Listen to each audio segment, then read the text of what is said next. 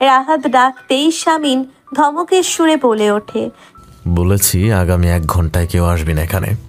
ভাই ভাবি এসেছে। কোন ভাবি? আমার কোনো ভাবি নেই। ভাই আমাদের ভাবি। শামিন কিছু কাগজ দেখছিল। রাহাতের কথায় মাথা তুলে তাকিয়ে অবাক হয়ে তাকিয়ে থাকে। রাহাত পেছনের দিকে তাকিয়ে বলে, ভাবি আসুন। শামিন উঠে দাঁড়িয়ে যায়। ধীর পায়ে হেঁটে আলো শামিনের অফিসে ঢোকে। তার পেছনে হিয়া এবং শ্রাবণী। আলো এক পলক শামিনের দিকে তাকিয়ে মাথা নিচু করে নেয়। শামিন এখনো নিজের চোখে বিশ্বাস করতে পারছে না। আলো নিচু স্বরে বলে, আমি এখানে একজন মেয়রের কাছে এসেছি, আপনার সাথে কিছু দরকার ছিল। আলোর কথায় শামিনের ঘোর কেটে যায়। সে নিজেকে স্বাভাবিক রেখে ঠান্ডা গলায় বলে, ঠিক আছে, আগে বসো। হিয়া এবং শ্রাবণী শামিনকে সালাম দেয়। শামিন সালামের উত্তর দিয়ে ওদেরকেও বসতে বলে। শামিন রাহাতের দিকে তাকায়। রাহাত ঘর থেকে বেরিয়ে যায়। তারপর আলোর দিকে তাকিয়ে বলে, বলো কি সমস্যা তোমার? আলো কাট ভাবে বলে, সমস্যা আমার না, সমস্যা আমার বান্ধবীর। শামিন শ্রাবণীর দিকে তাকিয়ে বলে, তুমি শ্রাবণী না? শ্রাবণী দাস, সুজন দাসের মেয়ে, ভালো গান করো। শ্রাবণী মাথা নাড়িয়ে বলে, জি ভাইয়া। হ্যাঁ, কি সমস্যা তোমার? ভাইয়া, আমার বাবার দূর সম্পর্কের এক ভাইয়ের ছেলেরা জোরপূর্বক আমাদের বাড়ি দখল করেছে, সাথে আমাদের দোকান ঘরটাও, যেটা আমাদের পরিবারের একমাত্র ইনকাম সোর্স ছিল। এমত অবস্থায় পুরো পরিবার নিয়ে খুব বিপদে পড়ে আপনার কাছে এসেছি। পুলিশের কাছে গিয়েছিলে? সুজন কাকা কোথায়? শ্রাবণী মাথা নেড়ে বলে, গিয়েছিলাম, বহুবার গিয়েছি। আমাদের থেকে টাকাও নিয়েছে অনেক, কিন্তু কাজের কাজ কিছুই হয়নি। আর তাছাড়াও বাবা অসুস্থ, তাই আমিই আলোকে রিকোয়েস্ট করে আপনার সাথে কথা বলতে এসেছি। শামিন শ্রাবণীর কথা শুনতে শুনতে আলোর দিকে তাকাচ্ছে বারবার। আজ তার দিকে না তাকিয়ে অন্যদিকে মুখ ঘুরিয়ে রেখেছে। শামিন চোখ সরিয়ে নিয়ে শ্রাবণীকে বলে, এটা লিখন দাসের কাজ? যে লিখন দাসের ডান হাতে 6টা আঙুল, সে? শ্রাবণী মাথা নাড়ায়। তারপর বলে, বিপদের মাঝ সমুদ্রে পড়েছি ভাইয়া, পাশে কেউ নেই, আর না আছে একটা ভাই। ওরা অনবরত আমাদের 4 বোনের ক্ষতি করবার থ্রেট দিয়ে যাচ্ছে। শামিন কিছুক্ষণ চুপ করে থেকে বলে, বুঝলাম। আচ্ছা, আমি বিষয়টা দেখব। জমির দলিল কোথায়? বাবার কাছে। শামিন মাথা নাড়িয়ে বলে, আঙুলটা বাঁকা করতে হবে। তুমি নিশ্চিন্তে বাড়ি যাও, আর তোমাদের বোনদের কিছুই হবে না, দুশ্চিন্তা করো না। আলো তাচ্ছিল্যের হাসি হেসে ফেলে। নিজে একটা মেয়ে উঠিয়ে নেওয়া লোক হয়ে অন্য মেয়েদের নিরাপত্তা নিশ্চিত করছে। কি হাস্যকর! খুব হাসি পাচ্ছে আলোর। শামিনের চোখে তা পড়ে যায়। সে পরিস্থিতি স্বাভাবিক করতে শ্রাবণীর দিকে তাকিয়ে বলে, খুব ভালো গান করো তুমি। গত বছর শুনেছিলাম জাতীয় পর্যায়ে 2য় হয়েছিলে। তোমরা সব বান্ধবীরা বেশ গুণী দেখছি। কেউ কারাতে জানো, কেউ গান। তুমি কি জানো? হিয়ার দিকে তাকিয়ে শামিন বলে, আমি শুধু পৃথিবীর অক্সিজেন নষ্ট করতে জানি ভাইয়া, আমি ওদের মতো গুণী নই। শামিন হেসে ফেলে। তারপর শ্রাবণীর দিকে তাকিয়ে বলে, তোমার গান শুনেছি, তোমার বান্ধবীর কারাতে দেখার এখনো সৌভাগ্য হয়নি। আলো শামিনের দিকে তাকায়। শামিন প্রসঙ্গ পাল্টে বলে, কি হবে বলো? ঠান্ডা কিছু আনতে বলি? হিয়া মাথা নাড়িয়ে বলে, না না ভাইয়া, আমাদের ক্লাস আছে, আমরা উঠি। শামিন বাধা দিতে গিয়েও দেয় না। দেখে আলো সবার আগে ব্যাগ কাঁধে নিয়ে উঠে দাঁড়িয়ে আছে। শ্রাবণী কৃতজ্ঞ ভঙ্গিতে বলে, ধন্যবাদ দিয়ে ছোট করতে চাইবো না ভাইয়া। শামিন হাসে। তারপর বলে, 2 দিনের মধ্যে ঝামেলা শেষ করে দেবো আমি, হ্যাঁ, চিন্তা করো না। হিয়া বলে, আসি ভাইয়া। হ্যাঁ, তোমরা গিয়ে নিচে দাঁড়াও, তোমাদের বান্ধবী 5 মিনিট পরে যাচ্ছে। আলো বলে, মানেটা কি? হিয়া আলোর দিকে তাকিয়ে চোখ পাকিয়ে বলে, চুপ করে দাঁড়িয়ে থাক এখানে, আমরা নিচে আছি। আলো বেরিয়ে যেতে চাইলে হিয়া ধাক্কা দিয়ে ঘরের ভেতর ঢুকিয়ে নিচে চলে যায় শ্রাবণীকে নিয়ে। শামিন আলোর দিকে তাকিয়ে আছে। আলো এক পলক দেখে চোখ সরিয়ে নিয়ে কপাল কুঁচকে বলে, কি কি সমস্যা? শামিন ঘরের দরজা ভেজিয়ে দিয়ে বলে, আমার কাছে তো তুমি এসেছো, আমি তো যাইনি। সমস্যা তো তোমার। সমস্যা আমার বান্ধবীর। আমি একজন মেয়রের কাছে এসেছি। মেয়রের কাজ তো এগুলো নয়, এগুলো একটা গুন্ডার কাজ। আমি তো গুন্ডা। গুন্ডার কাছে আসতে আপনার আত্মসম্মানে বাঁধলো না আছে? আলো কটমট করে শামিনের দিকে তাকিয়ে বলে, হ্যাঁ, গুন্ডা দেখেই এসেছি, এবার দয়া করে কাজটা করে দিয়েন। এসব তো আপনি ভালোই পারেন। আলো চলে যেতে নিলেই শামিন আলোর হাত টেনে ধরে, টেনে একেবারে নিচের মুখোমুখি দাঁড় করায়। আলো কিছুটা ঘাবড়ে যায়, অস্ফুট স্বরে বলে, আপনি আমাকে হ্যারাস করছেন ইয়াসির মির্জা। শামিন আরেকটু এগিয়ে গিয়ে নিচু স্বরে বলে ওঠে, তুমি তো নিজেই এসেছো হ্যারেজ হতে। আমি কিন্তু চেঁচাবো, আপনার গায়ে হাত তুলবো বলে দিলাম আমি। চাও গায়ে হাত তোলো, তোমার কিল ঘুষি আমার কাছে কাতুকুতুর মতো লাগে। আলো চেঁচাতে পারে না, কেন পারে না সে নিজেও জানে না। শামিন আলোর পা থেকে মাথা পর্যন্ত একবার দেখে নিচু স্বরে বলে, সালোয়ার কামিজে ভালো লাগে না, শাড়ি পরবে। আর এভাবে কিশোরী মেয়েদের মতো দুটো বেনি করেছো কেন চুলে? বয়স কমানোর চেষ্টা? হ্যাঁ, খোপা করবে। আপনি যেতে দিন আমায়। তোমার বান্ধবীদের থেকে 5 মিনিট নিয়েছি, মাত্র 2 মিনিট হয়েছে, আর 3 মিনিট পরেই ছেড়ে দেব। আলো বুঝতে পারছে সে নিজের পা নাড়াতে পারছে না। শামিন আলোর ঘাবড়ে যাওয়া মুখটা দেখে মুচকি হাসে, তারপর কণ্ঠস্বর স্বাভাবিক রেখে বলে, এত বড় উপকার করব তোমাদের, কি দেবে বিনিময়ে? আপনার ছেলের নাস্তা পানির ব্যবস্থা করে দেওয়া হবে, এর বেশি তো কিছু দেওয়ার নেই। সবটা তো বলছেন। ওসব তো ওরা পাবে, আমি কি পাবো? আলোর অস্বস্তি বেড়ে যায়। সে দূরে সরে যেতে চাইলে শামিন আবারও তার হাত ধরে টেনে নিচের মুখোমুখি দাঁড় করায়। ঘোর লাগা কণ্ঠে বলে ওঠে, আজ সকাল থেকে মেজাজটা প্রচুর গরম ছিল, তুমি এসে ঠান্ডা করে দিলে, তার জন্য তোমাকে একটা ধন্যবাদ দিতে চাই আসিয়া।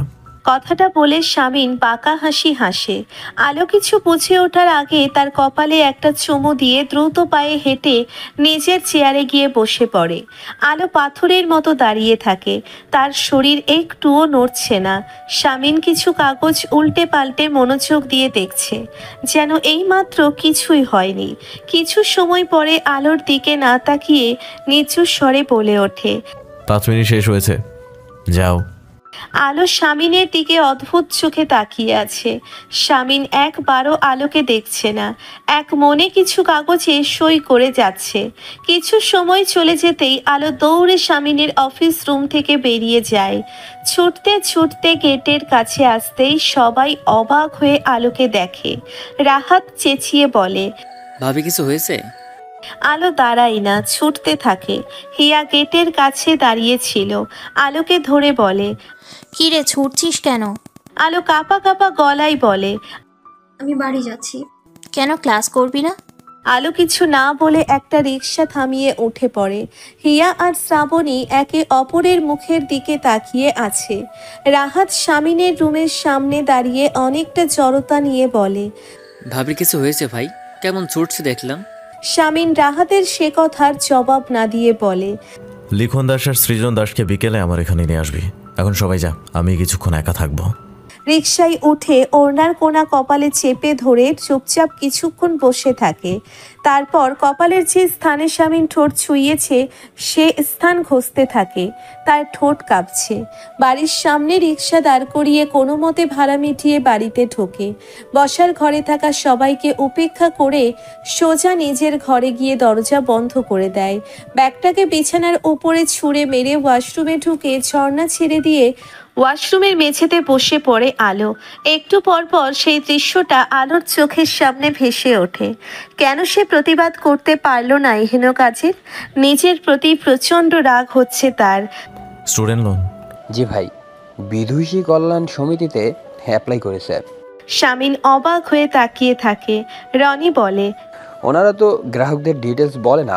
আমার এক বন্ধু আছে ওখানে জব করে, তার থেকে জানলাম ভাবি উদ্যোক্তা হিসাবে নিজের একটা ব্যবসা শুরু করবে সম্ভবত। উনি ওখান থেকে বছরখানেক আগে 6 মাসের প্রশিক্ষণ নিয়েছিল। শামিন কিছুক্ষণ চুপ করে থেকে বলে, খুব আত্মপ্রত্যয়ী মেয়ে। প্রথম প্রথম ফটকার ফাঁকা কলসি মনে হতো, যতদিন যাচ্ছে অবাক হচ্ছে দম আছে আমার বউয়ের। রনি চুপ করে থাকে। শামিন বলে, লোনটা কি পেয়েছে? না, তাকে দেওয়া হচ্ছে না ভাইয়া। শামিন বলে, ঠিক আছে, যা ওখানকার ব্যবস্থাপনা পরিচালকের সাথে আমায় কথা বলিয়ে দিবি। ভাই, ভাবি জানতে পারলে কিন্তু আবার সিনক্রিয়েট করবে।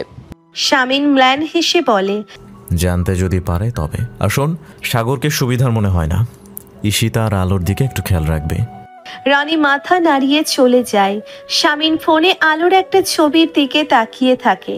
ছবিটা আলোর কলেজের অনুষ্ঠানে আলো যখন উপস্থাপনা করছিল তখনকার। আলোর কলেজের ফেসবুক পেজে দেখতে পেয়ে সেভ করে রেখেছে ফোনে। ছবিটা জুম করে আলোকে ভালো করে দেখতে থাকে। মনে পড়ে যায় সেদিনের কথা। ব্যাচ পড়াতে গিয়ে শামিনের বুকে সেফটি পিন ফুটিয়ে দিয়েছিল ওই মেয়েটা। শামিন আর মনে হেসে ফেলে। আলোর ছবিটার দিকে তাকিয়ে নিচু স্বরে বলে, কখনো কি দরদ দিয়ে আমাকে দেখবেই না বাঘিনী? কি রে, কাজ হয়েছে? হিয়া জিজ্ঞাসু দৃষ্টিতে তাকিয়ে আছে আলোর দিকে। আলো শুকনো মুখে হিয়ার দিকে তাকিয়ে আছে। হিয়া নরম সুরে বলে, হয়নি তাই না? তুই যে শামীম ইয়াসারের বউ, এই ইনফরমেশনটা সেদিন দেওয়া উচিত হয়নি।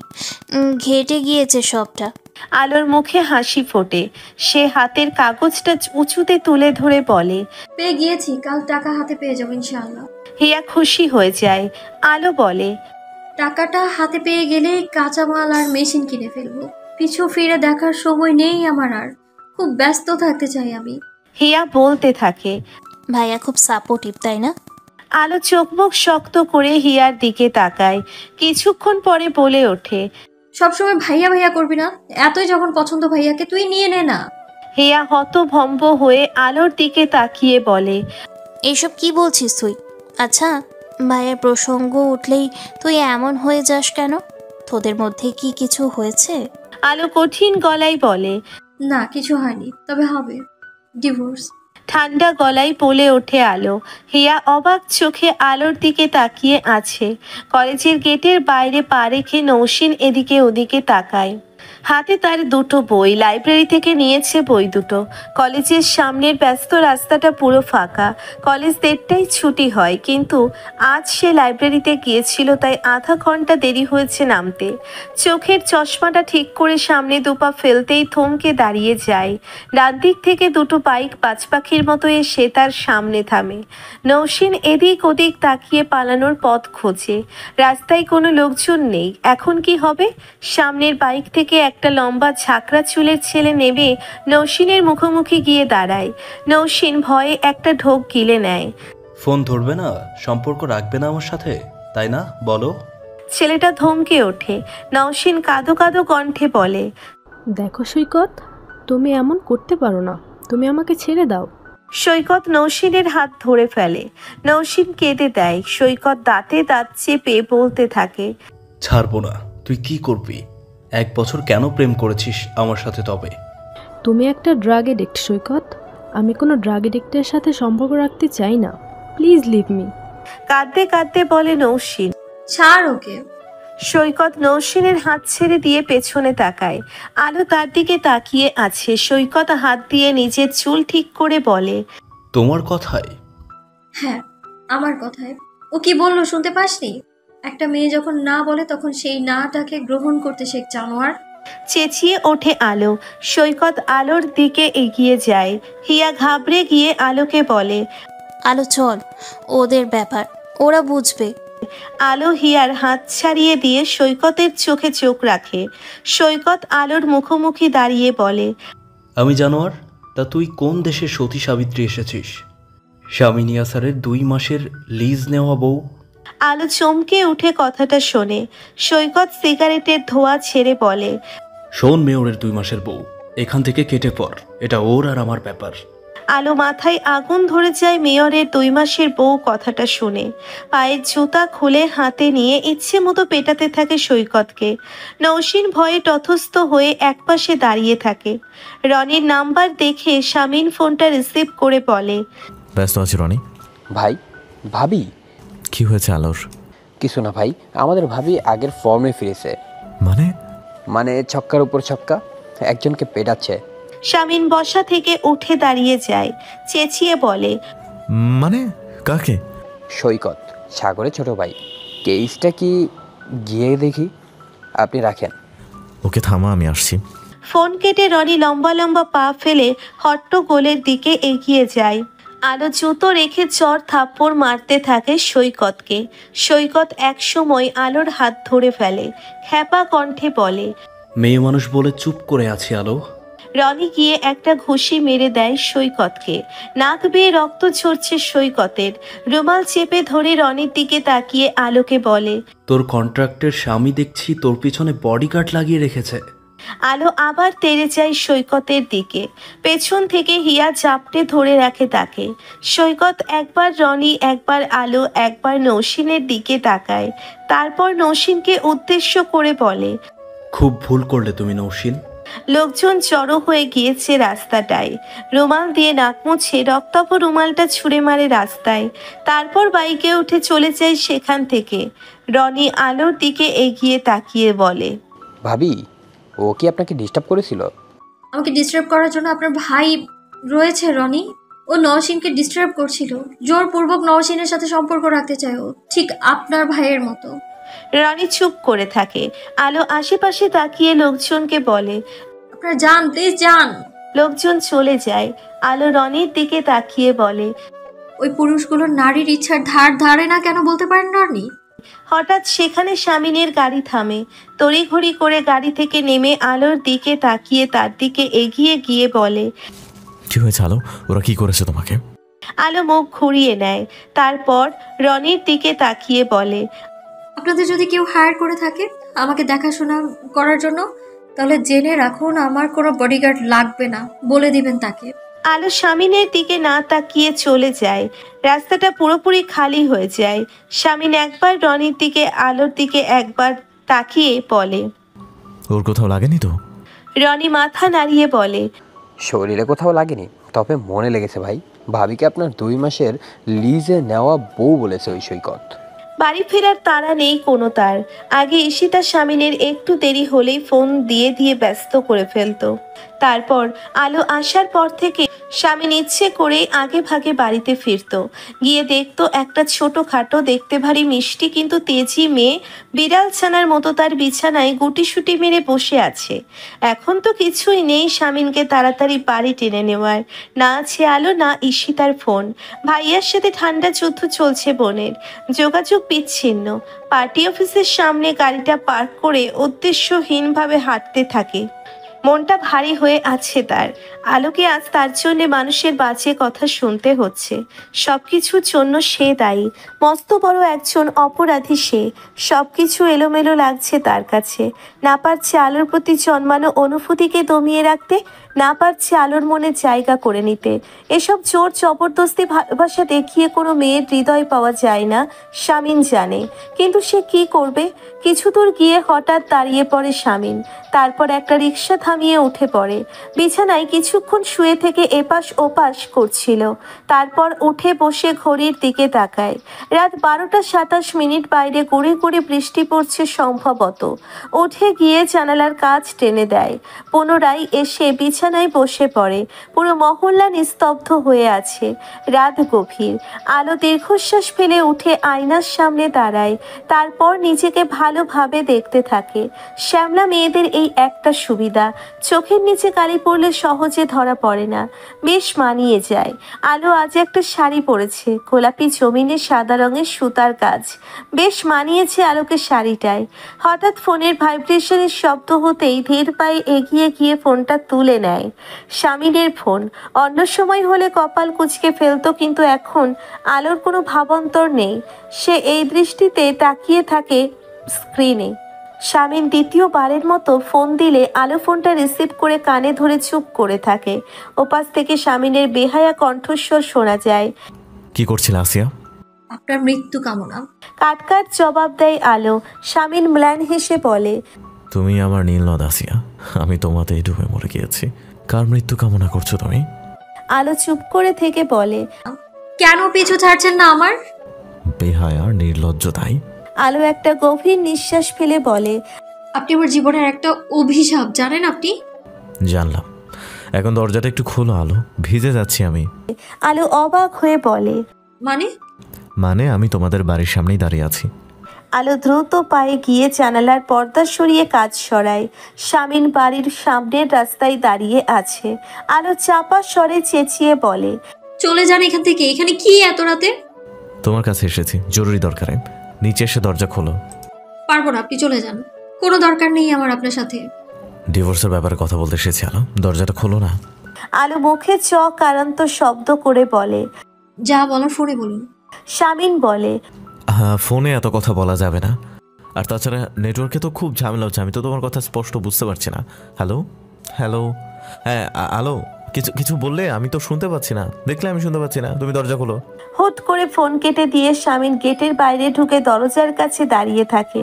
আলো কিছুক্ষণ ঘরে থম বেড়ে দাঁড়িয়ে থেকে ঘর থেকে বের হয়। তারপর সোজা হেঁটে সদর দরজার কাছে যায়। দরজা খোলার শব্দ হতেই শামিন মাথা তুলে তাকায়। তার সামনের নারীটিকে দেখে তার হৃদয় প্রশান্তিতে ভরে যায়। আলো তার দিকে শীতল চোখে তাকিয়ে আছে।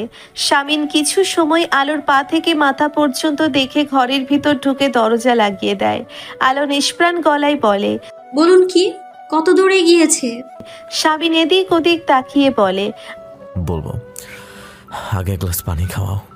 আলো দাঁড়িয়ে থাকে। শামিন বলে, পানি চেয়েছি আলো, তৃষ্ণার্ত ব্যক্তিকে পানি খাওয়ানো সওয়াবের কাজ। আলো একটা গভীর নিঃশ্বাস ফেলে এক গ্লাস পানি এনে দেয় শামিনকে। শামিন সবটুকু পানি খেয়ে গ্লাসটা আলোর হাতে দেয়। আলো বলে, বলুন এবার। শামিন গা ছাড়া ভঙ্গিতে বলে, খিদে পেয়েছে খুব, আজ সারাদিন না কিছুই খাওয়া হয়নি, খালি পেটে গুরুত্বপূর্ণ আলোচনা আমি করতে পারি না, আগে কিছু খেতে দাও, ভাত থাকলে দাও তো। আলো অসহায়ের মতো এদিক ওদিক তাকায়। আপদটাকে বাড়িতে ঢুকিয়ে সে ভুল করেছে, এখন কতক্ষণ জ্বালিয়ে মারবে কে জানে। শামিনের দিকে তাকিয়ে কঠিন গলায় বলে, ভাত আছে, তরকারি নেই, সব শেষ। তাড়াতাড়ি ডিভোর্সের কথা বলে আপনি আপনাদের বাড়িতে গিয়ে খান। শামিন আলোর দিকে তাকিয়ে বলে, তো তরকারি শেষ তো কি হয়েছে, একটা ডিম ভেজে দাও, এতটুকু সাংসারিক বুদ্ধি নেই? আমি এখন আপনার জন্য ডিম ভাজবো? হ্যাঁ।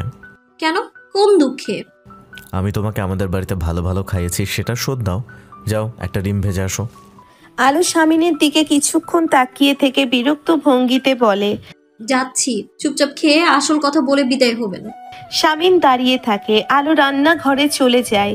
গরম তেলে ডিমটা ছেড়ে দিতেই তার শব্দ করে ফুলে ফেপে ওঠে। আলো একদৃষ্টিতে সেদিকে তাকিয়ে আছে। ইচ্ছে করছিল ডিমের মধ্যে এক থাবা লবণ ঢেলে দিতে, কিন্তু নিজের বাড়িতে আসা কোনো অভুক্তকে এভাবে নাজেহাল করতে আলোর বিবেকে বাধা দিয়েছে। ডিম ভাজা হয়ে গেলে টেবিলে একটা প্লেটে ভাত বেড়ে বসার ঘরের দিকে যায়। শামিনের দিকে না তাকিয়ে গম্ভীর কণ্ঠে বলে, খেতে আসুন। শামিন উঠে দাঁড়ায়। আলোর পিছু পিছু তাদের ডাইনিং রুমের দিকে যায়। নিচু স্বরে আলোকে বলে, শাড়ি পরেছো কেন, তুমি জানতে আমি আসবো? আলো দাঁড়িয়ে পড়ে। শামিনের দিকে এক পলক তাকিয়ে খাবার টেবিলের দিকে তর্জনী আঙ্গুল তাক করে বলে, চুপচাপ খেতে বসুন। শামিন কোনো কথা না বলে চেয়ার টেনে বসে পড়ে। আলো চলে যেতে নিলে শামিন নরম গলায় বলে, জোনা প্লিজ, আমি একা একা খেতে পারি না। আগে তো মা 3 বেলা আমার পাশে বসে থাকতো, আমি যখনই খেতাম। মা মারা যাবার পর ঈশিতা অথবা ঋতু কেউ না কেউ তো থাকতোই। আলো কোমরে হাত দিয়ে দাঁড়িয়ে থাকে। শামিন চুপচাপ একটা ডিম ভাজি দিয়ে ঠান্ডা খড়খড়ে ভাতটা খেয়ে নেয়। প্লেটে হাত ধুয়ে টিস্যু পেপার খুঁজতে থাকে হাত মুখ মুছতে। আলো ঘুরে দাঁড়ায়। শামিন টিস্যু পেপার না পেয়ে উঠে দাঁড়িয়ে আলোর আঁচল টেনে ধরে। আলো থমকে দাঁড়িয়ে যায়। মাথা ঘুরিয়ে পেছনে তাকাতেই দেখে শামিন তার আঁচলে নিজের হাত মুছে নিচ্ছে। নিজের আঁচল ছাড়িয়ে নিয়ে 3 লাফে আলো পিছিয়ে যায়। চাপা স্বরে চেঁচিয়ে বলে ওঠে, ছি, নোংরা লোক।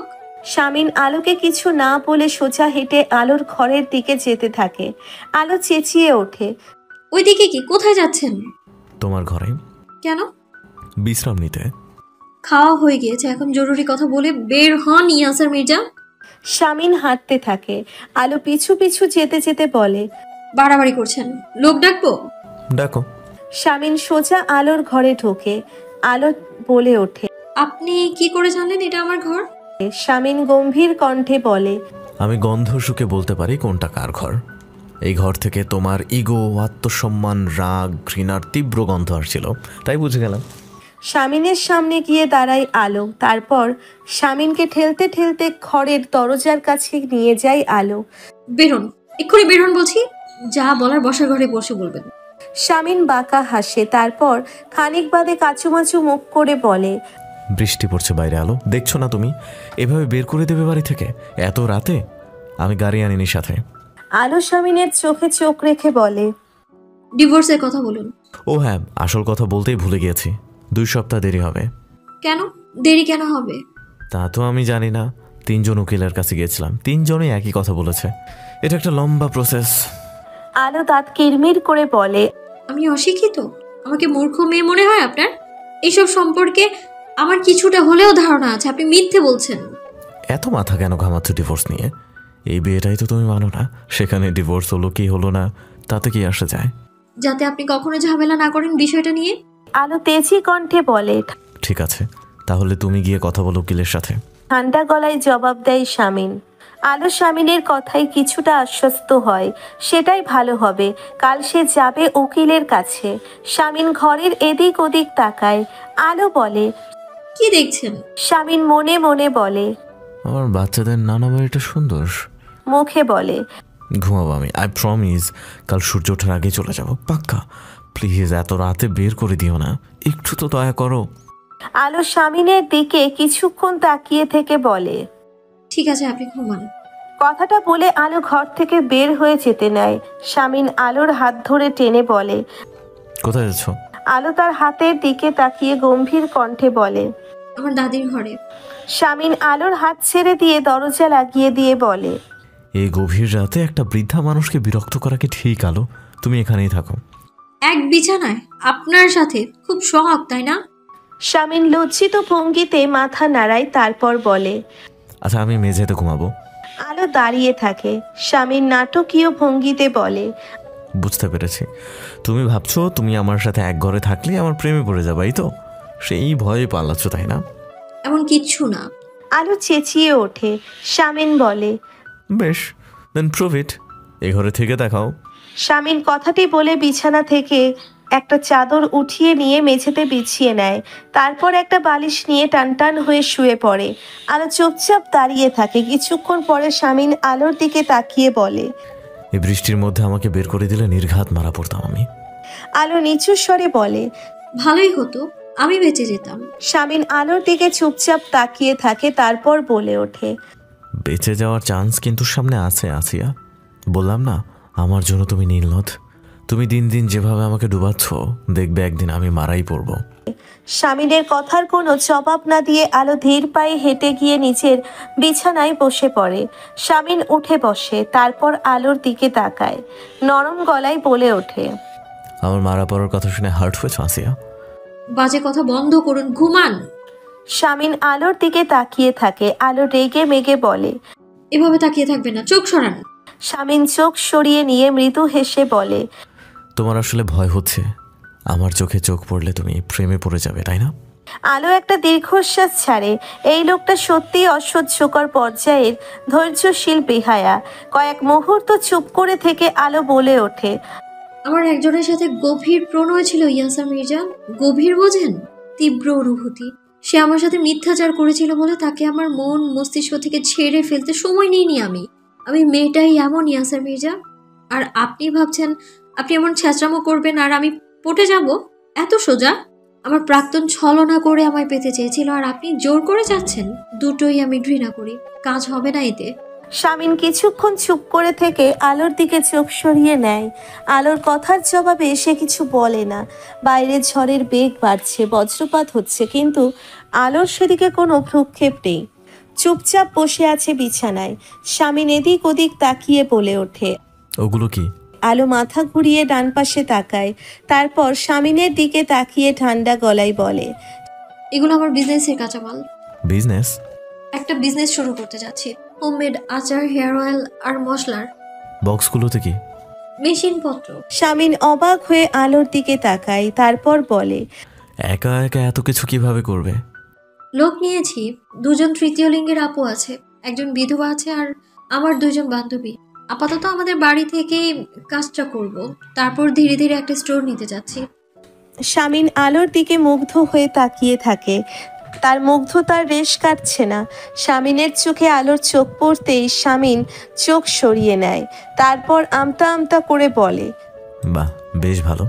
হেল্প লাগলে বলবে আমাকে। আপনার হেল্প কেন লাগবে? আপনি ছাড়া কেউ চলতে পারে না ভাবছেন? সংস্থা আমায় লোন দিয়েছে। শামিন চুপ হয়ে যায়। আলো বলতে থাকে, বকর বকর না করে ঘুমান তো। আর আমি আপনাকে এত কথা কেন বলছি? আশ্চর্য। শুনুন, ফজরের নামাজ পড়তে পাড়ার চাচারা বের হওয়ার আগেই আপনি কেটে পড়বেন। আমি গিয়ে কাল উকিলের সাথে কথা বলবো। কথাটা বলে আলো গায়ে চাদর টেনে ওদিকে ফিরে শুয়ে পড়ে। শামিন জেগে থাকে। দীর্ঘ সময় সে আলোর পিঠের দিকে তাকিয়ে থাকে। শামিন সত্যি সত্যি কেউ উঠে পড়ার আগেই উঠে চলে যায়। এর ভিতরে 1 মিনিটের জন্য সে দুচোখ বন্ধ করেনি। অপলক দৃষ্টিতে ঘুমন্ত আলোর দিকে তাকিয়েছিল। রেহেনার চেঁচামেচিতে আলোর ঘুম ভেঙে যায়। ফজরের নামাজ আদায় করার জন্যে উঠে রেহেনা দেখতে পায় বাড়ির সবার দরজা লক করা নেই, শুধু ভেজিয়ে রাখা। চোর এসেছিল ভেবে চেঁচামেচি করতে থাকে রেহেনা। আলো উঠে বসে ঘরের এদিক ওদিক তাকায়। শামিন চলে গিয়েছে। চাদরটা ভাঁজ করে পায়ের কাছে রেখেছে আলোর, বালিশটাও ঠিক জায়গায় রাখা। আলো মাথা ঘুরিয়ে দেখে তার বিছানায় মাথার কাছে একটা কাগজ। সে হাত বাড়িয়ে কাগজটা হাতে নেয়। রাতের দয়াটুকুর জন্য অসংখ্য ধন্যবাদ।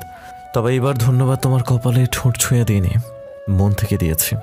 যতটা নিষ্ঠুর তোমাকে ভেবেছি অতটা নিষ্ঠুর মেয়ে তুমি নাও। আলো কিছুক্ষণ চিঠিটার দিকে তাকিয়ে থেকে চিঠিটা দলা পাকিয়ে ঝুড়িতে ছুঁড়ে মারে। তারপর গায়ে চাদর সরিয়ে রেহেনার কাছে যায়। রেহেনা আজান আয়াতকে ধমকাচ্ছে। আলো গিয়ে বলল, ওদের ধমকাচ্ছ কেন? দরজা আমি খুলেছি কিছুক্ষণ আগে, ছাদে গিয়েছিলাম, পরে আর লাগাইনি। চিন্তা করো না, চোর আসেনি। শামিনকে দেখে ঋতু এগিয়ে যায়। উৎকণ্ঠা নিয়ে বলে, কাল রাতে বাড়িতে আসেননি ভাইয়া? আপনার ফোন বন্ধ ছিল, কোথায় ছিলেন? শামিন ধীর পায়ে হেঁটে সিঁড়ির কাছে যেতে যেতে বলে, শ্বশুরবাড়ি। ঋতু ঋতু অবাক হয়ে তাকিয়ে আছে শামিনের দিকে। শামিন সিঁড়ি বেয়ে উপরে ওঠে। ইলহাম সিঁড়ি বেয়ে নিচে নামতে থাকে। শামিনকে দেখে মাথা নিচু করে নেয়। শামিন বলতে থাকে, ঠিকঠাক মতো অফিসে বসবি, তোর বউ বাচ্চা আমি খাওয়াতে পারবো না। কথাটা বলে শামিন মৃদু হেসে ঘরে চলে যায়। সারা রাত নির্ঘুম ছিল, তাই মাথাটা বেশ ব্যথা করছে। একটু কফি খেতে পারলে ভালো লাগতো, কিন্তু কাউকে ডেকে বলতেও ইচ্ছে করছে না। শামিন বিছানায় উপুর হয়ে শুয়ে আছে। তার ঘুমের চোখ বন্ধ হয়ে আসছে। মানেটা কি? তুই আসতে পারবি না? এসব কি বলছিস? আজ কাজ শুরু করব আমরা, প্রথম দিনই অনুপস্থিত। আলোর মেজাজ গরম হয়ে গিয়েছে। হিয়া ফোনের ওপাশ থেকে আমতা আমতা করে বলে, ওর সাথে ঘুরতে বেরিয়েছি, চট্টগ্রাম চলে যাচ্ছে ও। আলোর বিরক্তিতে কপাল কুঁচকে যায়। হিয়া বলে, প্লিজ রাগ করিস না, আজকে তোরা ম্যানেজ কর, আমি কাল থাকবো, প্লিজ প্লিজ। আলো ফোন কেটে দিয়ে সবার দিকে তাকায়। ওদের দলের শেফালি বলে ওঠে, আপু রাগ করো না, চলো আমরা কাজ শুরু করি, এসো। অয়নের কাঁধে মাথা রেখে হিয়া বসে আছে। অয়ন হিয়ার একটা হাত ধরে চুমু খায়। হিয়া মন খারাপ করে বলে, আবার কবে আসবে তুমি? ভার্সিটি বন্ধ দিলেই। হিয়া চুপ করে বসে থাকে। কিছুক্ষণ কেউ কোনো কথা বলে না। তারপর অয়ন বলে, এখন উঠতে হবে হিয়া, জায়গাটা ভালো থাকছে না, আজে বাজে ছেলেরা আসছে, চলো ওঠো। হিয়া ওঠে না। অয়নকে ধরে বসে থাকে সে। ভাই দেখেছিস ওইখানে কি হচ্ছে? হিয়াদের থেকে কিছুটা দূরেই একদল বসে ইয়াবা খেয়ে বোধ হয়ে পড়েছিল। তাদের মধ্যে ছিল সৈকত। রিয়াদ নামের ছেলেটার কথায় মাথা তুলে অয়ন আর হিয়াকে দেখে। তারপর কিছুক্ষণ তাকিয়ে থেকে চড়ানো গলায় বলে, দুটোকে ধরে এখানে নিয়ে আয়। হাসি মজার ছলে বেশ ভালোই চলছিল আলোদের প্রথম দিনের কাজ। আজ তারা শুধুমাত্র আচার বানানোর কাজে হাত দিয়েছে। বাকি দুটো কাজের বেশ কিছু অর্ডার করা কাঁচামাল এসে পৌঁছয়নি। সবাই মিলে গল্প করছে নিজেদের জীবনের গল্প। আলোদের বাড়ির ছাদের ঘরটাকে আলো তার কাজের জায়গা হিসেবে ঠিকঠাক করে নিয়েছে। হঠাৎ ফোন বেজে উঠতেই আলো হাত মুছে উঠে ফোনটা হাতে নেয়। স্ক্রিনে হিয়ার নাম্বারটা দেখে আলো রিসিভ করে কানে ধরে। ওপাশ থেকে হিয়ার কান্নার আওয়াজ শোনা যাচ্ছে। আলো উৎকণ্ঠা নিয়ে বলে, কি হলো? হিয়া কাঁদতে কাঁদতে বলে ওঠে, আমাকে আটকে রাখা হয়েছে আলো। মানে? চেঁচিয়ে ওঠে আলো। হিয়া বলতে থাকে, যেখানে ঘুরতে এসেছিলাম সেখানে একটা গ্যাং আমাকে আর অয়নকে এসে হারাস করে। পরে অয়নের সাথে কথা কাটাকাটি হয়। ওকে চড় থাপ্পড় মেরে ওর থেকে টাকা চাই।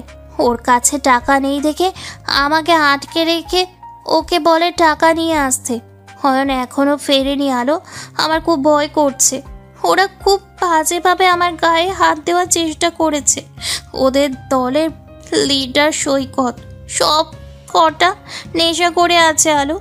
আলোর মাথায় আকাশ ভেঙে পড়ে। সে ঘামছে। হিয়াকে বলে, আঙ্কেলকে ফোন করে বলি। না আলো, বাবা আমাকে মেরেই ফেলবে।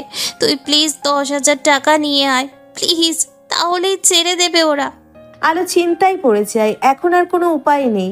এই লোকাল গ্যাংগুলো বেশ ভয়ঙ্কর। একবার পুলিশের কথা মাথায় আসে আলোর, পরক্ষণে সিদ্ধান্ত পাল্টে নেয়। হিয়ার বাবাকে সে চেনে, জল্লাদ একটা। এসব জানাজানি হয়ে গেলে একেবারে পুঁতে ফেলবে মেয়েকে। নিজেদের ব্যবসার ক্যাশ থেকে 10,000 টাকা নিয়ে আলো বের হয়ে যায় বাড়ি থেকে। সৈকত হিয়ার পা থেকে মাথা পর্যন্ত দেখতে থাকে। হিয়ার প্রচন্ড ভয় করছে। ঘোর লাগা কণ্ঠে সৈকত বলে, কেমন বয়ফ্রেন্ড তোর? তোকে বাঘের মুখে ফেলে পালিয়েছে? তোরা সতী সাবিত্রী মেয়েরা খুঁজে খুঁজে এসব বাঞ্চোত কোথায় পাস? হিয়ার চোখ বেয়ে পানি পড়ে। অয়নের থেকে এটা আশা করেনি সে। কষ্টে বুকটা ফেটে যাচ্ছে। রিয়াদ সৈকতকে বলে, সতী কাকে বলছিস? সতী হলে কি কেউ বয়ফ্রেন্ড নিয়ে ঝোপে ঢোকে? চল ওইটাকে খেয়ে ছেড়ে দেই। হিয়া আতকে ওঠে, ঝরঝর করে কেঁদে দেয়। সৈকত রিয়াদকে বলে, না, আমার ওর বান্ধবীটাকে লাগবে।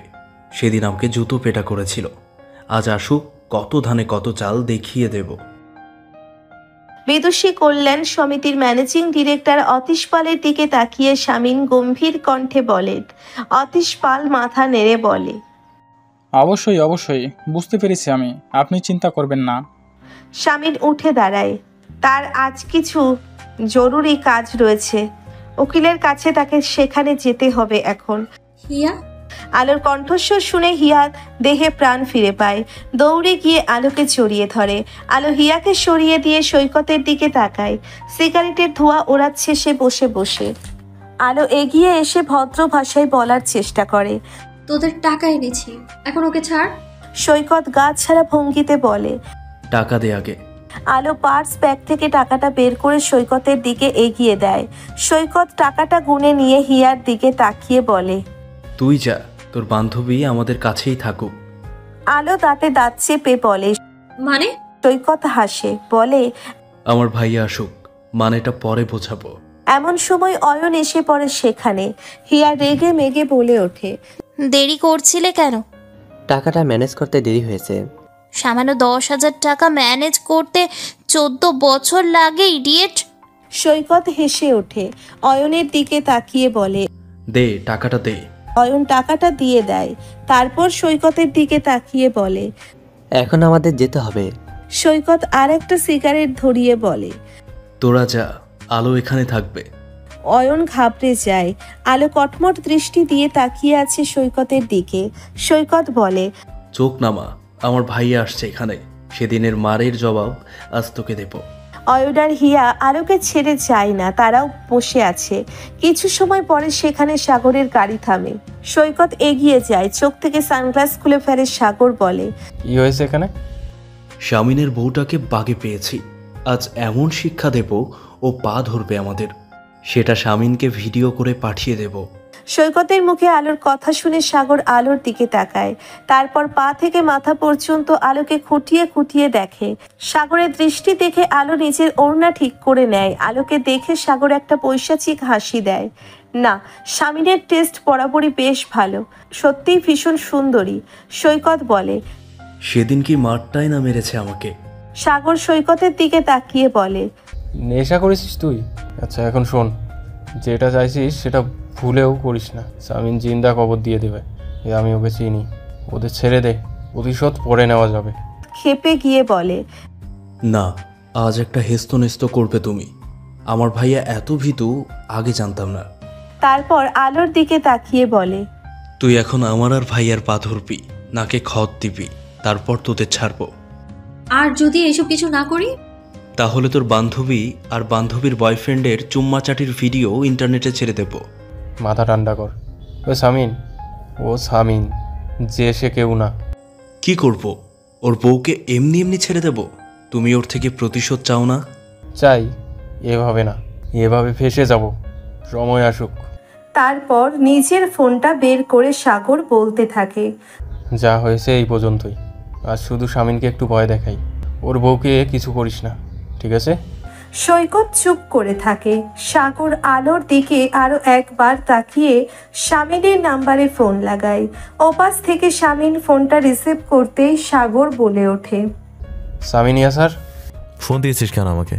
তোর একটা জিনিস আমার কাছে আছে, এসে নিয়ে যাবি না? মানে কি বলতে চাইছিস? তোর বউ আমার কাছে এসেছে, নিয়ে যায় সে। মুখ সামলে কথা বল। বিশ্বাস হয় না?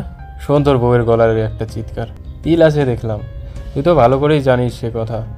শামিন উঠে দাঁড়িয়ে যায়। সাগর বলতে থাকে, আধা ঘন্টার মধ্যে দিঘির পাড়ে এসে নিয়ে যা, নয়তো উল্টাপাল্টা কিছু হয়ে গেলে আমার দোষ দিবি না। আর হ্যাঁ, টুটা সাউন্ড করবি না কোনো। ফোন কেটে দিয়ে শামিন পার্টি অফিস থেকে বেরিয়ে সোজা গাড়িতে উঠে গাড়ি স্টার্ট দেয়। তার মাথা কাজ করছে না।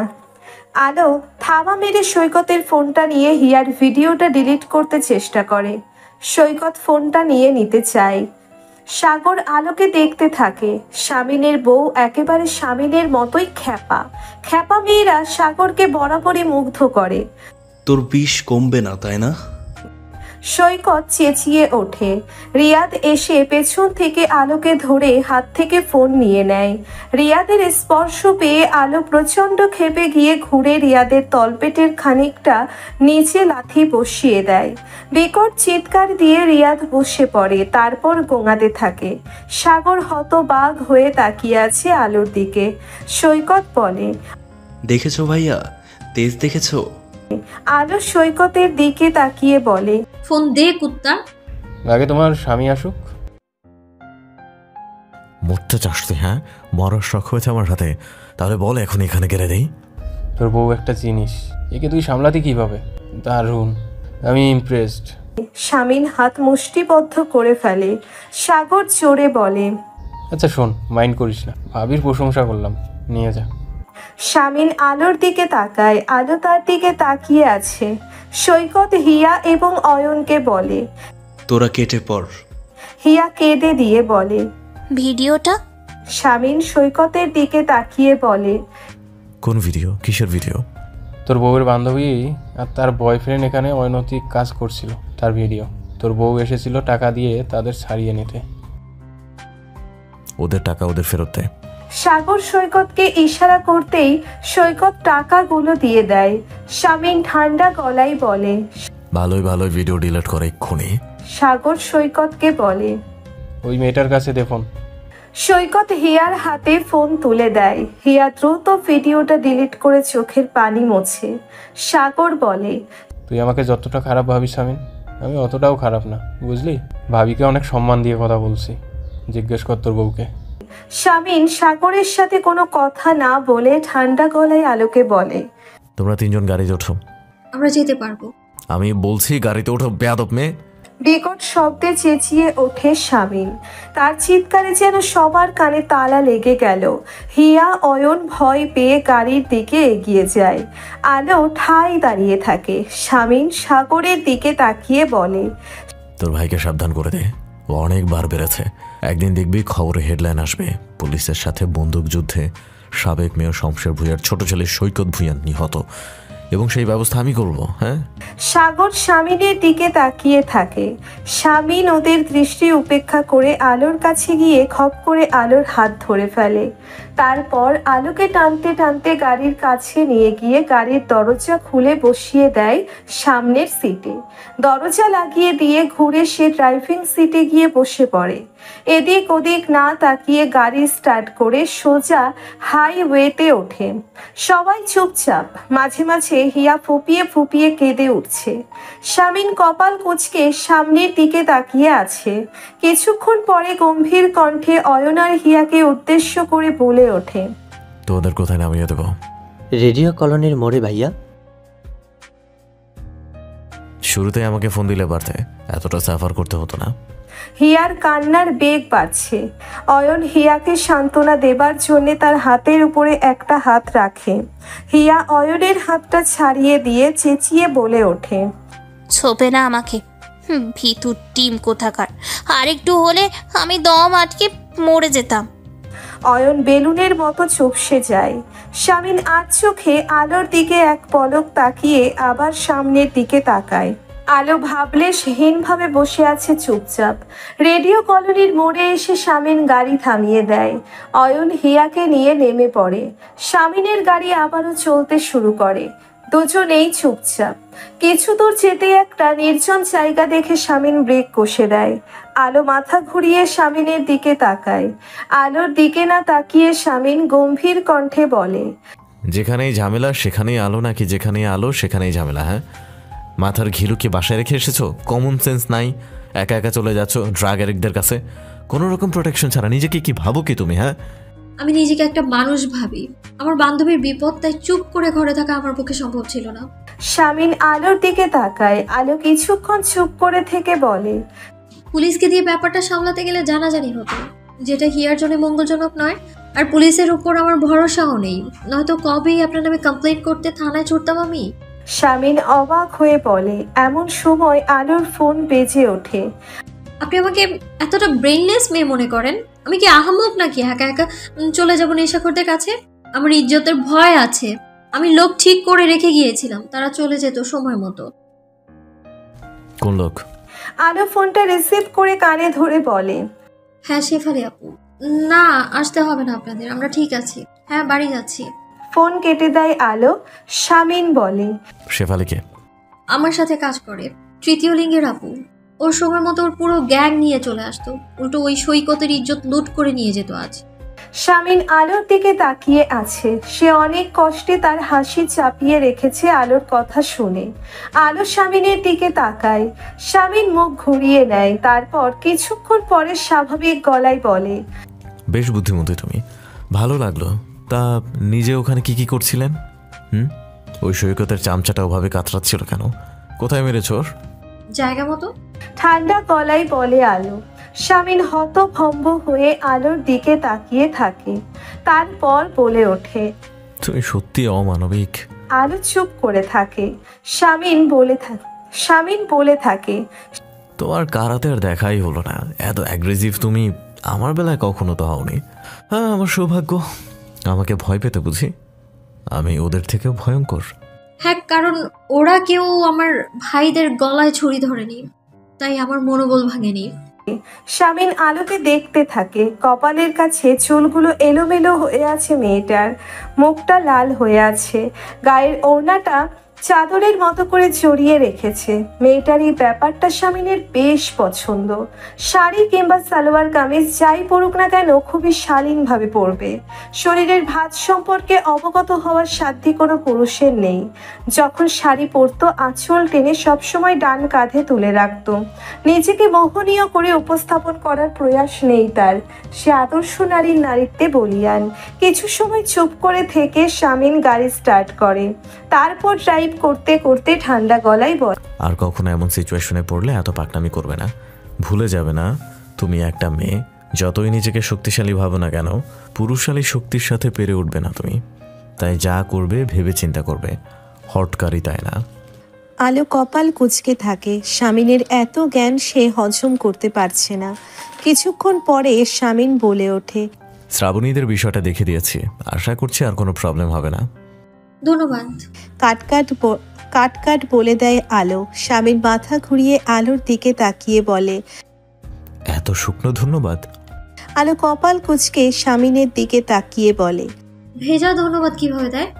শামিন কোনো জবাব দেয় না। এক মনে টাইপ করতে থাকে।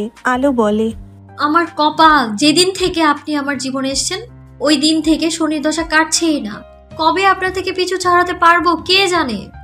অ্যাডভোকেট শাহজাহান শেখদারের মুখের দিকে তাকিয়ে আছে আলো।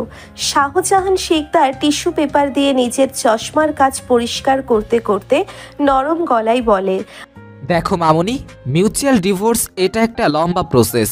কাগজপত্র রেডি করতে একটু টাইম লাগবে। এতদিন যখন অপেক্ষা করতে পারলে আরেকটু না হয় করো। আলোর মুখ শুকিয়ে যায়। সে বলে, এমন কথা আমি জীবনেও শুনিনি আঙ্কেল। শাহজাহান শেখদার মৃদু হাসে। তারপর বলে, আইন তো আর মুখের কথা না মা। যে আইন দুটো মানুষকে একে অপরের সাথে সারা জীবনের জন্য জুড়ে দেয়, সে আইন তো একদিন ভাঙা সম্ভব না, তাই না? অনেক নিয়ম আছে। আমি কাগজপত্র রেডি করছি, তারপর তোমাদের ডাকবো। তুমি নিশ্চিন্তে বাড়ি যাও। আলোর কাছে শাহজাহান শেখদারের জবাব পছন্দ হয় না, আর ষষ্ঠ ইন্দ্রিয় বলছে এই লোকটা কারো শিখিয়ে দেওয়া কথা বলছে। কিন্তু এখন আলোর করণীয় কি? শাহজাহান শেখদারের চেম্বার থেকে বের হয়ে আলো বিরস্ব মুখে উদ্দেশ্যহীনভাবে হাঁটছে। আজকের অর্ডারের ডেলিভারি সকাল বেলাতেই ডেলিভারি বয়কে বুঝিয়ে দিয়ে এসেছে। আপাতত হাতে কোনো কাজ নেই তার। অদ্রিতা আলো। পুরুষ কণ্ঠ শুনে আলো চমকে ওঠে, তারপর ঘুরে তাকায়। তার সামনে দাঁড়িয়ে আছে তার একজন ব্যাচমেট। আলো মুখ হাসি হাসি করার চেষ্টা করে বলে, রাকিব, তুমি তো নিখোঁজ হয়ে গিয়েছিলে বিয়ে করে, সোশ্যাল মিডিয়ায় পাওয়াই যাচ্ছে না, ফোন নাম্বার নেই, কেমন আছো তুমি? আলো ম্লান হাসে। ভালো, তুমি? রাকিব বলে, আমি আসছি আর কি। তা তোমার স্বামী কোথায়? সমাজ সেবা করছে? আর মেয়রের বউ এভাবে রাস্তায় রাস্তায় হাঁটছে কেন? গাড়ি কোথায়? আলো কি উত্তর দেবে বুঝতে পারছে না। রাকিব বলে, চলো এক জায়গায় বসে কথা বলি, বেশ লম্বা সময় পরে দেখা হলো আমাদের। ইহান আজ বেশ খুশি, কারণ তার বড় বাবা অনেক দিন পরে তাকে নিয়ে ঘুরতে বেরিয়েছে। গাড়ির ব্যাক সিটটা পুরোটা খেলনা দিয়ে ভর্তি করে ফেলেছে। তার চোখে মুখে খুশি চকচক করছে। শামিন ড্রাইভ করতে করতে বারান্দার ইহানের দিকে তাকাচ্ছে। সে নিজেও মজা পাচ্ছে ইহানের আনন্দ দেখে। বড় বাবা দেখো পচান্তি। গাড়ির জানালার বাইরে তাকিয়ে চেঁচিয়ে ওঠে ইহান। শামিন অবাক হয়ে বলে, কোথায়? ইহান হাত তুলে দেখায়, ওই যে দেখো। শামিন হুট করে গাড়ির ব্রেক কষে। তারপর ইহানের হাত লক্ষ্য করে সেদিকে তাকাতেই তার হাত মুষ্টিবদ্ধ হয়ে যায় রাগে। দূরেই আলো একটা ছেলের সাথে দাঁড়িয়ে আইসক্রিম খেতে খেতে গল্প করছে, হাসাহাসি করছে। শামিনের মস্তিষ্ক থেকে সেই রাগ পুরো শরীরে ছড়িয়ে যেতে মিনিট খানেক সময় নিল না। পুরো শরীর চলে যাচ্ছে রাগে। সে আলোর দিকে তাকিয়ে আছে। দীর্ঘদিন পরে আলোর মুখে সেই হাসি দেখছে। কে ওই ছেলেটা? আলোর প্রাক্তন নাকি? তাড়াতাড়ি শামিনকে ডিভোর্স দিয়ে ওই প্রাক্তনকে বিয়ে করার পরিকল্পনা করছে বুঝি? শামিন একটা গভীর নিঃশ্বাস ফেলে বিড়বিড় করে বলে, খাওয়াচ্ছি তোমাকে আইসক্রিম আসিয়া। স্যার, এগুলো কিসের কাগজ? সিনথিয়া অতীশ পালের দিকে একটা ফাইল এগিয়ে দিয়ে তাকিয়ে আছে। অতীশ ফাইলটার দিকে এক পলক তাকিয়ে বলল, জরুরি কাগজ, শামিন ইয়াসেরের বউয়ের লোনের পেপার। কিন্তু স্যার, তাকে তো লোনটা দেওয়া হয়নি, তার পরিবর্তে একজন দিনমজুরের মেয়ে পেয়েছে। জানি, কাগজগুলো রাখো। প্রত্যেক সপ্তাহে অদ্রিতা আলো লোন পরিশোধ করতে এলে তার সই আর টাকাটা রেখে দেবে। সিনথিয়া হা হয়ে থাকে। স্যার, আমি কিন্তু কিচ্ছু বুঝতে পারছি না। ইয়াসার মির্জা আমাদের মাধ্যমে তার স্ত্রীকে টাকাটা দিয়েছে। এসব কথা তার স্ত্রীকে জানাতে নিষেধ করেছে। তাই তার স্ত্রী লোনের টাকা ভেবে প্রত্যেক সপ্তাহে টাকা পরিশোধ করতে এলে টাকাটা চুপচাপ রেখে দেবে। ইয়াসার মির্জা ওনার বউয়ের নামে একটা অ্যাকাউন্ট খুলেছে, সেখানে টাকা ট্রান্সফার করতে হবে। সিনথিয়ার মাথায় কিচ্ছু ঢুকছে না। সে হতভম্ব হয়ে বলে, স্যার, হচ্ছে কি আসলে? আমাদের কাজ কি এখানে মিথ্যাচার করা? এটা তো ধোঁকাবাজি এক প্রকার। অতীশ পাল বলে, ধোঁকাবাজি কোথায়? স্ত্রীর প্রতি স্বামীর ভালোবাসা দেখলে না এমন দেখেছো কোথাও? এখন যাও, নিজের মুখ বন্ধ রাখো। আমাদের এজেন্সির আইনের ঝামেলা যেভাবে শামিন ইয়াসার মির্জা সামলায়, তেমনি তার এই ঝামেলাটাও একটু সামলে দাও। আর হ্যাঁ, নতুন এমপ্লয়ি দুটোকে বলে দিও তারা যাতে গন্ডগোল না করে বসে। ছাদে সবাই চুলের তেলের কাঁচামাল গুছিয়ে নিচ্ছে। আজ শুধু এক্সপেরিমেন্ট হবে। আলো একপাশে একটা চেয়ারে বসে আছে চুপচাপ। আজও হিয়া আসেনি। অনেকটাই ভয় পেয়ে গিয়েছিল সেদিন। ফোনে বলেছে গায়ে জ্বর এসেছে। শেফালিয়ার বিউটি হাতে হাতে সবটা গুছিয়ে নিচ্ছে। সানজিদা বড় একটা স্টোভের উপর বৃহৎ আকারের একটা কড়াই রেখে আলোর দিকে তাকিয়ে বলে, মাত্র 4 দিন ডেলিভারি দিয়েছি আচার, এখনই বেশ ভালো ভালো রিভিউ পাচ্ছি। আমার মতে আচারটা নিয়ে এগোনোই ঠিক হবে। তেল নিয়ে এগোতে রিস্ক আছে। বিজনেসের রিস্ক না নিলে এগোনো যায় না সঞ্জিতা আপু, আমাদেরকে রিস্কটা নিতেই হবে। শেফালিয়ার বিউটি আলোর কথায় সায় দেয়। এমন সময় আজান আসে। আলো আজানের দিকে তাকিয়ে মজার ছলে বলে, যখন তখন আমাদের ফ্যাক্টরিতে ঢুকবি না। আমাদের প্রোডাক্টের সিক্রেট ইনগ্রেডিয়েন্টস সম্পর্কে আমরা কাউকে জানাতে চাই না। আজান বলে, আপু, নিচে একজন ডেলিভারি বয় এসেছে। Delivery boy? আলো অবাক হয়ে যায়। তারপর বলে, আমাদের সব অর্ডার তো হাতে পেয়েছি, আবার কি? তা তো জানি না আপু, তুমি নিজে এসে দেখো। আলো গায়ে ওড়না চড়িয়ে নিয়ে সিঁড়ি বেয়ে নিচে নামে। দেখতে পায় সদর দরজার কাছে একজন লোক দাঁড়িয়ে আছে। আলো জিজ্ঞাসু দৃষ্টিতে তাকায় লোকটার দিকে, বলে, কিসের পার্সেল? আর পার্সেল কোথায়? মুখ থেকে মাস্ক খুলে ফেলে লোকটা বলে, ম্যাম গেটের বাইরে। আলো কিছু বুঝতে পারছে না। লোকটা বলে, আসুন দেখে নিয়ে যান। আলো লোকটার পিছু পিছু যায়। গেটের বাইরে বিশাল বড় একটা আইসক্রিমের ভ্যান দাঁড়িয়ে আছে। আলো হতভম্ব হয়ে যায়। লোকটা বলে, আপনার হাজবেন্ড পাঠিয়েছেন। আলো এদিক ওদিক তাকায়, তার মুখে কোনো কথা আসছে না। এমন সময় আলোর ফোন বেজে ওঠে। শামিনের নাম্বার থেকে ফোন। আলো ফোনটা রিসিভ করে কানে ধরতেই ওপাশ থেকে শামিন বলে, পার্সেল পেয়েছো? এখন যত ইচ্ছা তত আইসক্রিম খাবে বাড়িতে বসে বসে। বাইরের ছেলেদের সাথে রাস্তায় বসে হা হা হি হি করা, হ্যাঁ, আইসক্রিম হাতে তাদের গায়ে সমুদ্রের ঢেউয়ের মতো আছড়ে পড়া, এসব যেন আর করতে না দেখি। ওসব বেহাল্লাপনা আমার সাথে ডিভোর্স হয়ে গেলে করবে। যতদিন কাগজে কলমে তুমি আমার বউ, আমি যদি দেখি আমার বউ ভ্রষ্টাচারী হচ্ছে তাহলে উল্টাপাল্টা কিছু করে দিতে ইভ, আমার কিন্তু হাত কাঁপবে না। শামিন ফোন কেটে দেয়। আলো পাথরের মতো দাঁড়িয়ে থাকে। পাশ থেকে লোকটা বলে, ম্যাম আমি আসি। আলো শুকনো মুখে আইসক্রিমের ভ্যানটার দিকে তাকিয়ে থাকে। পেছন থেকে শেফালি বলে, করবে কি এখন? আইসক্রিমের ব্যবসাও শুরু করবে তুমি? আলো নিস্তেজ কণ্ঠে বলে, সানজিদা আপুকে বলো তাদের বস্তিতে খবর দিতে, বাচ্চারা এসে তাদের পছন্দ মতো নিয়ে যাক। আর তোমরাও নাও, এখান থেকে নিয়ে যাওয়ার যার যারা লাগে। আজান আমতা আমতা করে বলে, আপু থানা রোডের এতিমখানায় কিছু দিয়ে আসবো? যা ইচ্ছে করো। একটা গভীর নিঃশ্বাস ফেলে আলো বাড়ির ভেতর চলে যায়। নিজের ঘরে ঢুকে দরজা বন্ধ করে বিছানায় শুয়ে পড়ে সে। ফোন কেটে শামিন ফোনটাকে আছাড় মারে।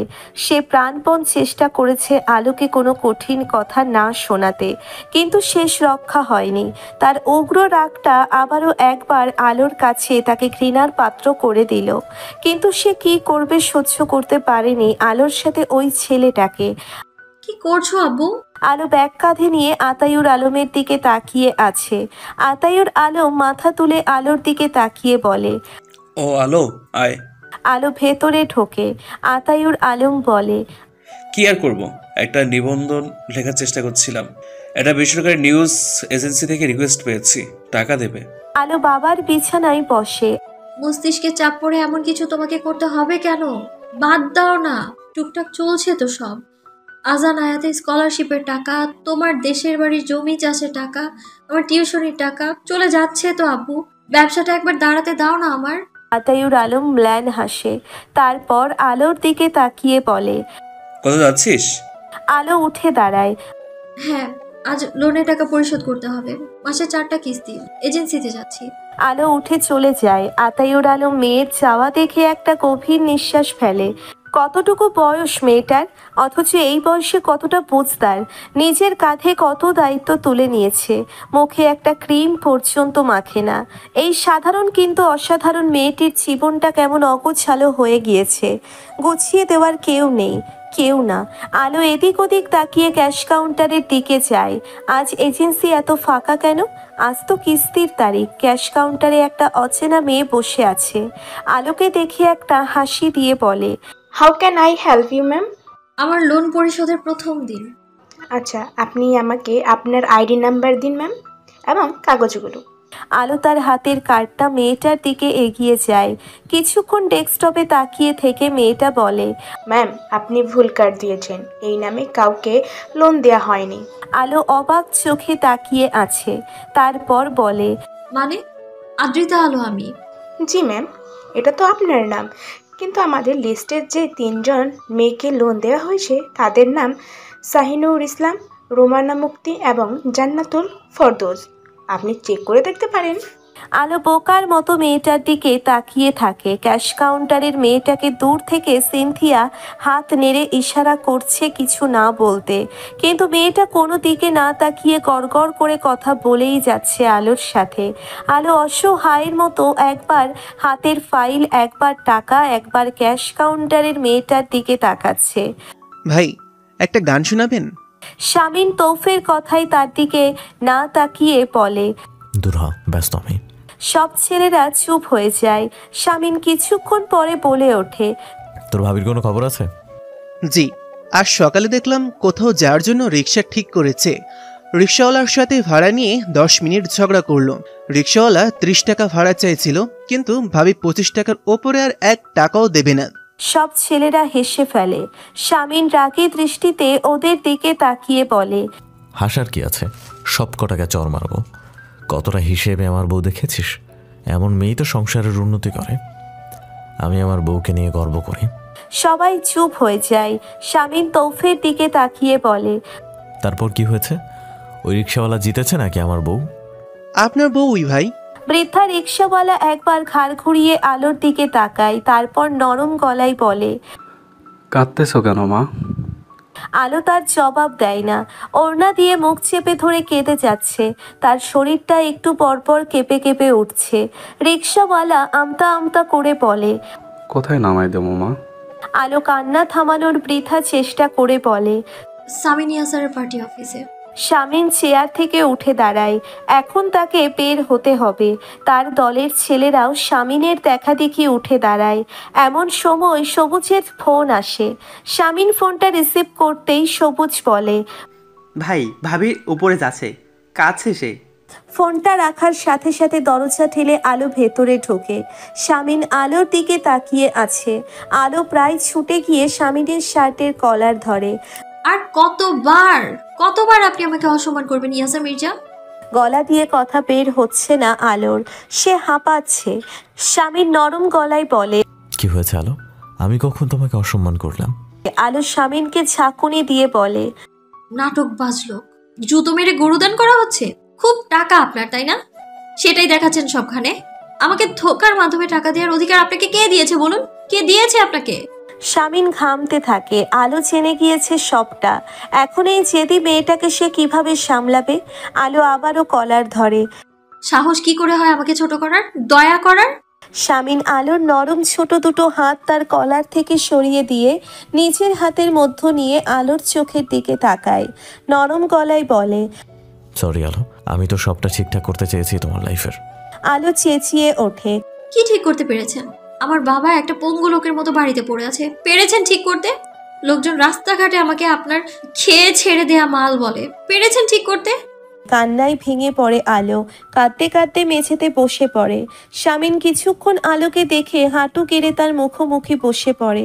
আলো বলতে থাকে, এখন আপনি সবাইকে ভালো মানুষই দেখাচ্ছেন, আপনার সবাইকে নিজের অর্থ ক্ষমতা নাটক দিয়ে মুগ্ধ করতে চাইছেন, তাই না? শামিন নরম গলায় বলে, এভাবে আমার অনুভূতির ভুল ব্যাখ্যা দিও না আলো। আমি অনুতপ্ত। যা যা করেছি সবটা নিজের অনুশোচনা থেকে।